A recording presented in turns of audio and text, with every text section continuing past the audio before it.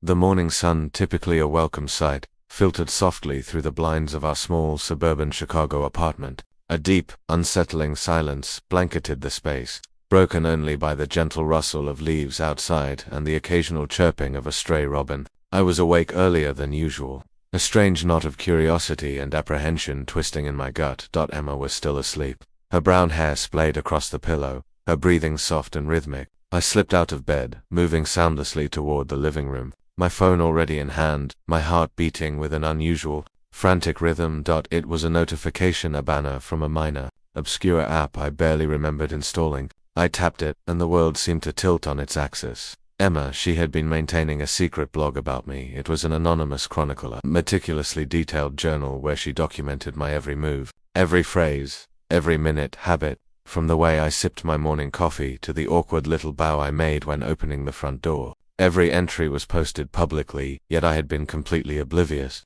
And the worst part, thousands of people had likely been reading it. I froze, sinking onto the worn armchair. A searing wave of betrayal washed over me. Why, Emma, how much does she actually resent me? The question hammered in my head, a relentless, haunting soundtrack. I looked around the room, the framed photos of us, the familiar trinkets, and suddenly everything felt alien and hostile. I pulled up the blog, scrolling through the entries. Every line, every observation, felt like a deliberate cut. She ridiculed my smile, my choice of dark roast in the morning, even my routine when walking the dog in the nearby park. A surge of white-hot anger, mixed with a sickening ache, made me want to scream, to smash the phone into 1,000 pieces. The phone vibrated, a new message from an unknown number. I opened it, and my heart hammered against my ribs. The message seemed to directly reference the blog, a sign that its reach was far wider than I had initially grasped. Part of me wanted to rush into the bedroom and confront Emma immediately. The other part, the tactical, rational part, urged me to sit back, gather evidence, and form a plan before I made a move I couldn't take back. I stood and walked to the window, staring out at the street. Cars drove by. A few neighbors were out walking their dogs, the morning light painting the trees and rooftops in a peaceful, deceptive glow. Everything was normal, but my life, it had just fundamentally changed. Every thread of trust, every feeling of security, every foundation of our relationship was now dangling over a precipice. I returned to the chair, my eyes glued to the illuminated screen. One impulse told me to destroy the device. Another insisted I preserve the evidence. A chaotic mix of fury, confusion, and desperate curiosity churned inside me. I had just stepped into a world where everything I had considered safe was now dangerous and unpredictable. Emma slept on, blissfully unaware of the seismic shift taking place in the next room. I took a slow, deliberate breath, trying to steady myself, but the turmoil remained. I knew with absolute certainty that there was no going back from this moment. Today, everything was going to change.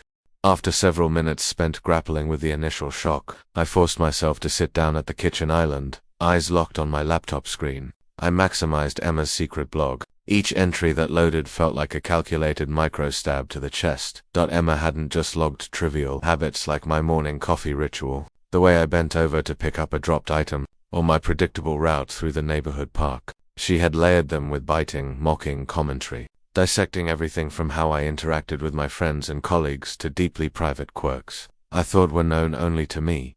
The emotion boiling within me was a toxic cocktail of fury and disbelief. One part of me wanted to roar, to sweep everything off the counter. Another part just wanted to laugh, a hollow, bitter sound, at the sheer absurdity of it all. I took a deep, shaky breath, fighting for clarity. The rational core of my brain whispered, "Hold your fire, Damon, collect the evidence first." I grabbed my phone and began screenshotting the most damning posts, my hands trembling with a mix of rage and genuine fear. Then, an older entry stopped me cold. Emma had written about an argument I'd had with a coworker, a sensitive workplace dispute detailing how I lowered my voice, bowed my head, and adding a scathing commentary about my pathetic lack of backbone and leadership. I remembered that day perfectly.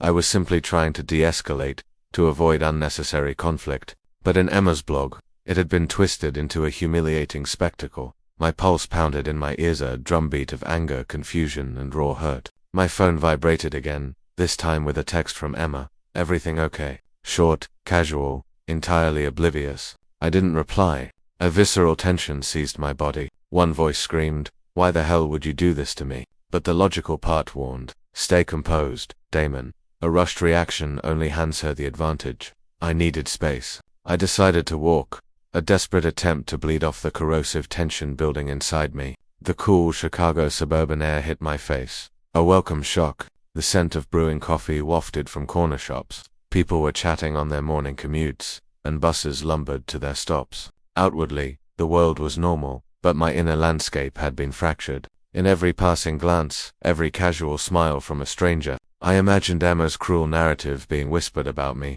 I stopped at a familiar coffee spot, ordered a hot cappuccino, and nursed it slowly, gazing out at the street, trying to anchor myself, but my mind was a raging storm. Fury, bafflement, staggering disappointment, and a terrifying curiosity. What else did she write? How many people know? If this gets out further, what happens to my career? One side of me scrambled to construct a tactical plan. The other longed only to flee, to disappear from this nightmare.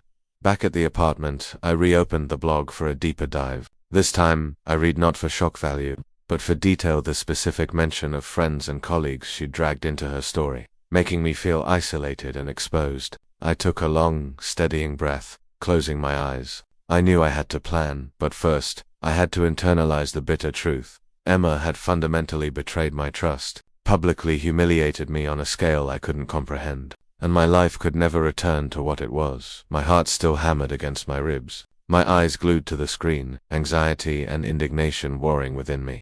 Every decision from this point forward mattered. I could choose silence and absorb the damage, or I could confront her and fight to regain control of my own narrative. I couldn't unknow this, and I couldn't go back. Today was the starting line for a necessary and painful transformation. I stood, walking to the window one last time. Chicago was alive, cars whizzing by, dog walkers pacing, the leaves rustling in the wind, but inside me, everything had shifted. I realized it wasn't just my relationship with Emma that was changing. My basic sense of trust, security, and how I viewed the world had been permanently eroded. Sitting down, I pulled up the laptop again, reviewing the most critical posts, searching for the core motive. Each word was a reminder that Emma hadn't just hurt me. She had pulled me into a sophisticated, calculated psychological game I was utterly unprepared for. I took a deep breath, steeling myself for the next move. Part of me was terrified, but the rest was determined not to be defeated. The afternoon sun in Chicago began to fade, casting long, pale shadows through the trees and across the floor of my small apartment. I remained glued to the laptop, staring at Emma's insidious blog, the initial blind rage giving way to a cold, hard, strategic anger. For the first time since the revelation, I realized I was no longer a passive victim. I had to move, regain control, and above all, protect myself. I started with small but critical steps. First, I went back through the entire archive. I screenshotted every significant post, saving them all to an external drive, meticulously categorized by date and severity. Each image was a piece of the betrayal puzzle. Scrolling through the list, the pattern was chillingly clear. Emma had been observing, documenting, and sharing every minute detail of my life, not just with anonymous followers, but actively involving friends and colleagues I had once trusted. A fresh wave of furious fear washed over me. Evidence alone wasn't enough. I needed a clear plan. I opened a new email draft, creating a detailed document tracking Emma's total behavior, from the blog posts and mocking messages to the recruitment of others into her twisted narrative. I logged every detail, every date, and projected potential outcomes and reactions. As I finished, I felt a nervous relief. I had seized control of the information. My phone buzzed again. A text from Emma. "What are you up to?" Short, casual, entirely surface level. I didn't reply. The urge to lash out was intense, but my rational mind insisted on executing the plan. I knew I had to maintain the facade of normalcy, at least until my strategy was foolproof. As evening approached, I decided to take a walk along Lake Michigan. The air was crisp and cool, the scent of damp earth mingling with the subtle aroma of street-side coffee. Streetlights began to flicker on, reflecting silently on the calm water of the lake. I walked slowly, deliberately, turning scenarios over in my mind. If I confronted her directly, how would she react? If I shared the evidence with friends or colleagues, what would be the fallout? Each possibility sent a fresh spike of anxiety through me. Returning to the apartment, I reviewed the blog one last time, focusing specifically on any mention of mutual friends or workplace details. Emma hadn't just ridiculed me. She had actively triangulated those around me, making me feel isolated and powerless. I sat down, took a deep breath, and centered myself. A plan was the only antidote to the chaos. Avoid rash action, but refuse to let this go. I pulled up the Notes app on my phone and wrote down my specific action plan. Secure all evidence, complete the backup and classify posts by severity, detailed, log, maintain the record of Emma's behavior for reference, maintain the facade, continue to act normally, do not respond to her queries emotionally. Strategize the confrontation, choose the optimal time and setting for a face-to-face discussion, identify support, determine who needs to know for my own protection, friends, HR, or potentially legal counsel. After writing it all out, I sat still, gazing out the window. Night was falling over Chicago, turning the streets into a glittering network of lights. Yet inside me, the turmoil remained. I realized I was no longer a passive target. I was prepared. I had a strategy. Emma was no longer the sole narrator of the story. A layer of anxiety lingered, but it was now overshadowed by a fierce determination. I knew the confrontation with Emma was imminent, and nothing would ever be simple again. My heart hammered, my eyes still drawn to the screen, each line of text a reminder of the betrayal, the exposed secrets, and the control I was fighting to reclaim. I stood up, walking over to the window. Cars zipped past, the occasional person walked their dog, the yellow light catching the lake's surface. Everything outside was as it should be, but inside me, the world had been fundamentally reset. My trust, my security, and the lens through which I viewed my closest relationships all were irrevocably altered. Before turning off the light, I sat back down, opening the laptop one final time to scan the entire blog. Every post, every word, reinforced that Emma had drawn me into a sophisticated, psychological game where I couldn't afford to be anything less than meticulous. I took a deep breath, steeling myself for the next phase, a confrontation where I would decide the when, the how, and the stakes. From this moment on, I knew everything had changed. The day felt heavy and muted, the pale autumn light of Chicago filtering weakly through the rattling window pane. Our small apartment was filled with a suffocating silence, broken only by the clock's methodical tick-tock and the frantic rhythm of my own heart. In my hands, I held the laptop and my phone, the comprehensive arsenal of evidence against Emma, screenshots, archived posts, shared messages, everything she had documented and distributed. This was the moment everything pivoted. I was no longer the passive victim. Emma still hadn't come out to the kitchen. The faint morning light caught the sheen of her brown hair in the bedroom. I walked slowly toward the door, my steps deliberate, my voice controlled and even. "Emma, we need to talk." She looked up, her eyes wide with surprise, quickly followed by a flicker of apprehension. "What is it?" she asked, her voice slightly tight. I placed the laptop on the table between us, my movements slow and precise, maintaining unwavering eye contact. "I know about the blog, and everything you've been writing about me. I've read it all."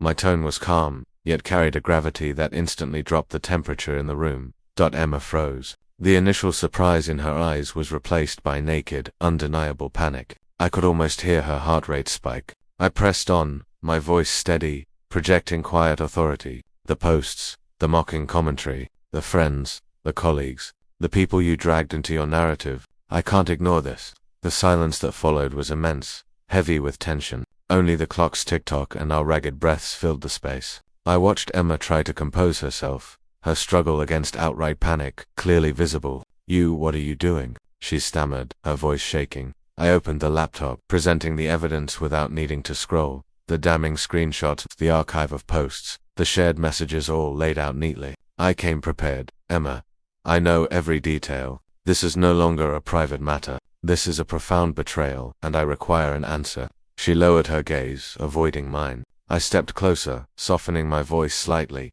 but not the intensity. "I need to know why. Why would you do this? Why publicly ridicule me, the person you share a life with?" My tone was serious and cold, every word clearly articulated and sharp. She fumbled for an explanation, her words catching in her throat. You don't understand. It was just, you." I took a sharp breath, cutting her off. "No, Emma, I understand everything. I understand your feelings and the manipulation you've employed. I am not the helpless target you wrote about. I am prepared, and I will defend myself." The room lapsed into silence again, the heavy atmosphere unbroken. I realized that this silence, the panic in her eyes, was proof of the power of my preparation and control. Looking straight into her eyes, I continued, "Emma, Everything changes now. I will not continue to live under the narrative you created. Every action has a consequence. I am ready to face them, and I will protect what is mine." Emma bowed her head, utterly silent. There were no excuses left, no psychological games to play, just the truth. Damon knew, he was prepared, and he was no longer afraid. I could feel the wave of remorse and helplessness emanating from her. I turned and walked out of the room, my footsteps firm against the hardwood floor, leaving Emma standing alone, her eyes clouded with guilt and defeat. Each step was a commitment. From this moment forward, I was the sole decider of my life's path. I glanced out the window. The afternoon light hit the Chicago street, ordinary yet full of consequence. Cars drove by, people walked their dogs, laughter echoed faintly in the distance. Outside, the world was vibrant, but within me, a seismic shift had occurred. My trust, my security, and the framework of my relationships all were permanently reset. I sat down, opening the laptop one final time, reviewing the blog again. Each post, each line, was a reminder of the intricate psychological game Emma had orchestrated. I took a deep breath, steeling myself for the next phase, not just confrontation, but the tactical reclamation of control, self-protection, and ensuring she faced the full consequences of her betrayal.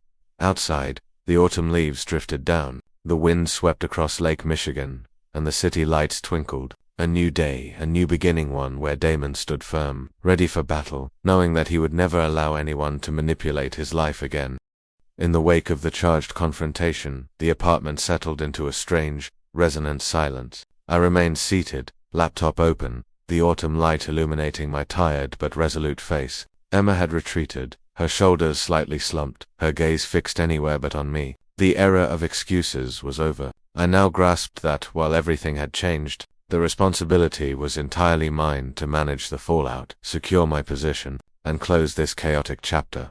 I began by contacting my closest friends, the ones Emma had pulled into her narrative. I messaged and called them, sharing the truth calmly, presenting the facts alongside the specific evidence. No accusations, no hateful rhetoric, just the unvarnished truth. Their reaction was a mixture of shock and immediate support. They were embarrassed for Emma, and crucially, they believed me. Each affirmative response was a step toward reclaiming my narrative. Next, I reached out to a few colleagues mentioned in the blog. Some had already heard vague, twisted rumors, but with my organized evidence, they saw the situation clearly. I didn't need to argue or over-explain. My meticulous preparation spoke volumes. I realized that true strength wasn't in shouting or seeking revenge, but in controlling the information and acting with calculated precision. In the ensuing days, Emma mostly avoided me. I made no attempts to probe or attack her. I simply maintained a deliberate, observing silence, logging her behavior. This non-action was a strategy in itself.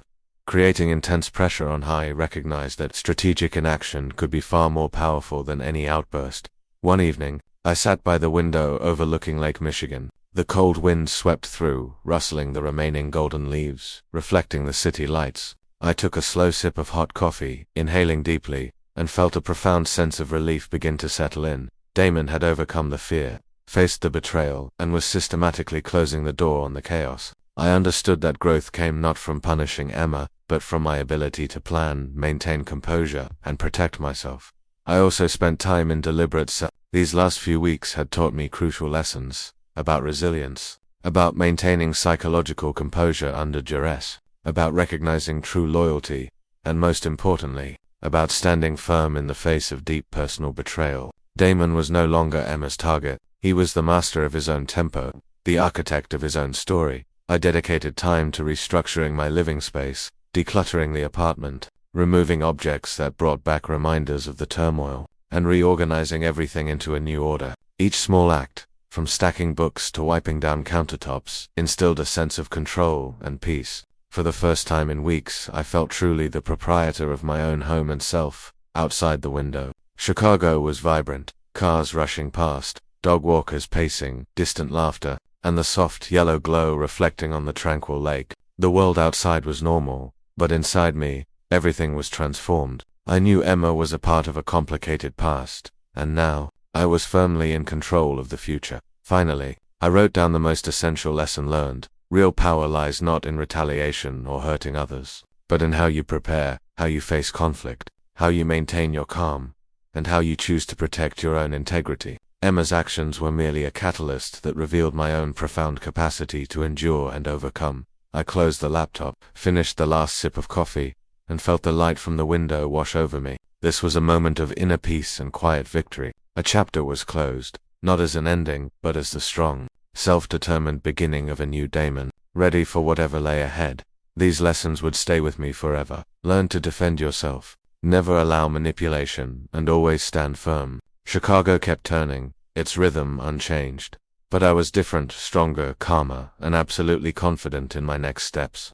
Weeks after the decisive confrontation, Chicago continued its steady, familiar rhythm, cars streaking down Michigan Avenue, dog walkers on their usual routes, the soft murmur of corner coffee shops, and the golden streetlights shimmering on Lake Michigan. But internally, everything had fundamentally shifted. Damon was no longer a casualty caught in Emma's psychological game. He was the architect of his own narrative, the survivor standing firm after the whirlwind of betrayal and chaos. The initial days following the confrontation were spent in deep, analytical reflection. I scrolled through the blog posts one last time, reviewed the saved messages, and examined Emma's reactions, every tiny detail I had initially missed. With each review, I saw the chilling sophistication of her manipulation, but simultaneously, I recognized my own strength. I had been clear-headed, prepared, and, crucially, I had refused to be dragged down by negative emotions. I dedicated time to reconnecting with the close friends and colleagues Emma had involved.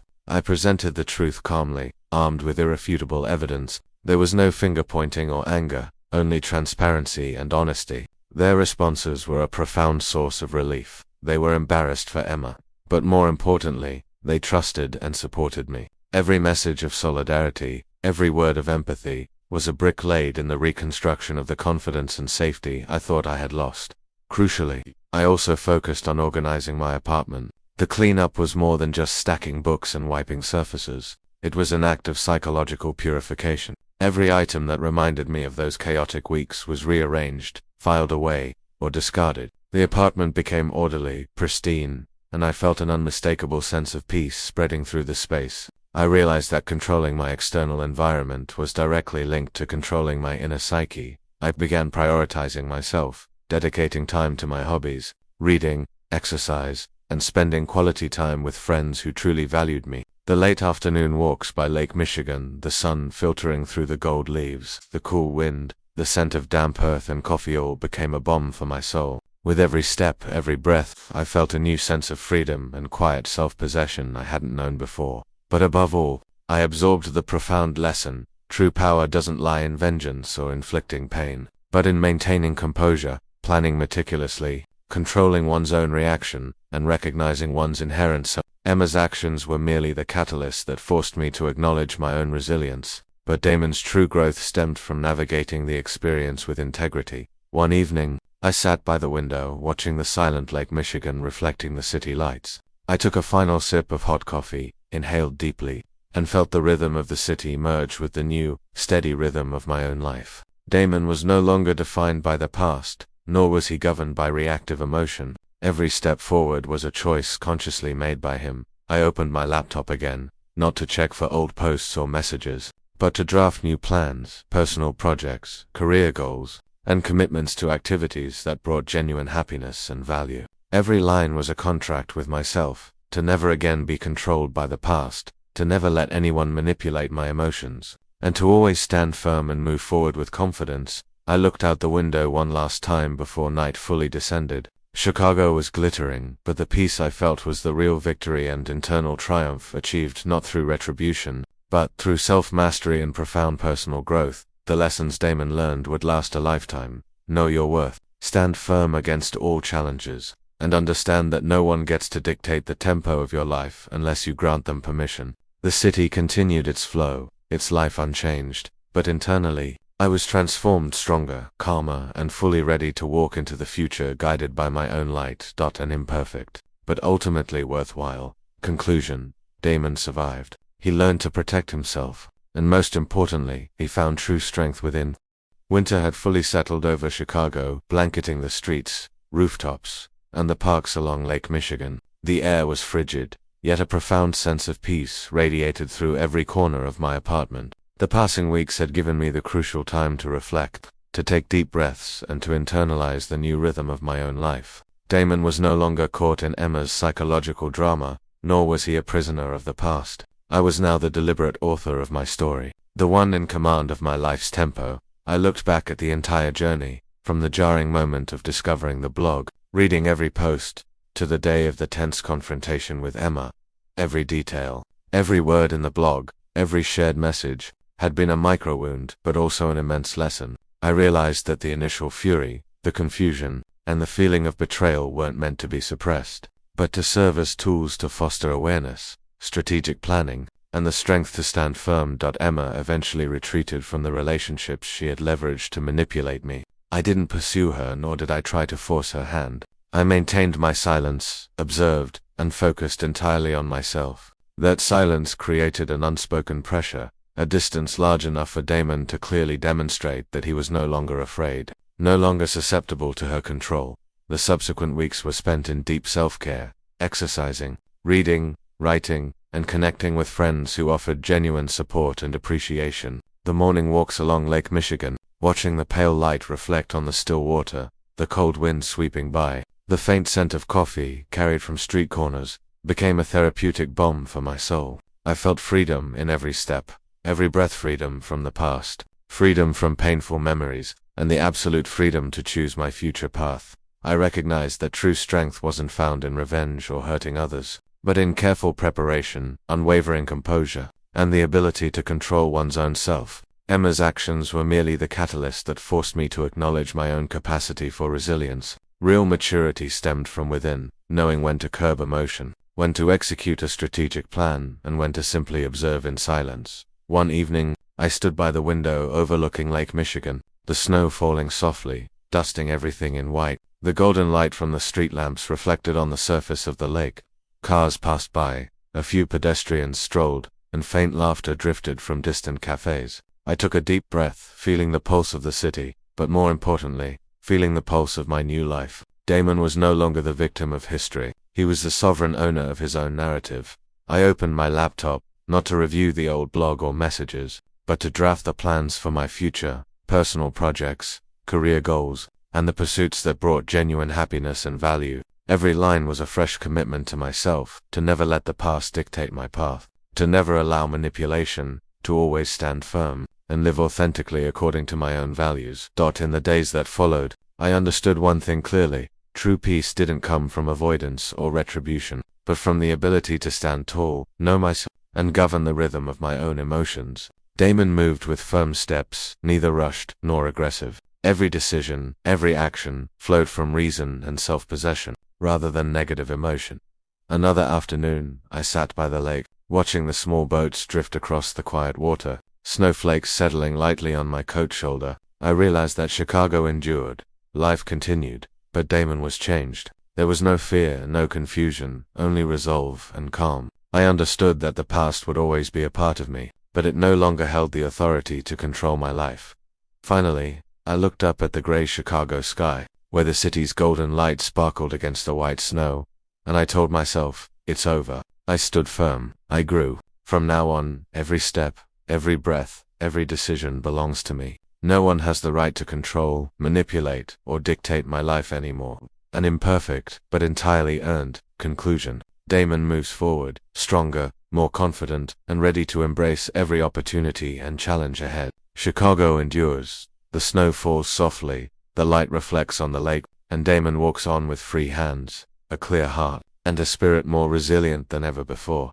The greatest lesson from this story is not revenge or hatred, but knowing your self-worth, standing firm against all challenges, and mastering the control and rhythm of your own life. Damon learned that, Damon grew, and most importantly, Damon is free.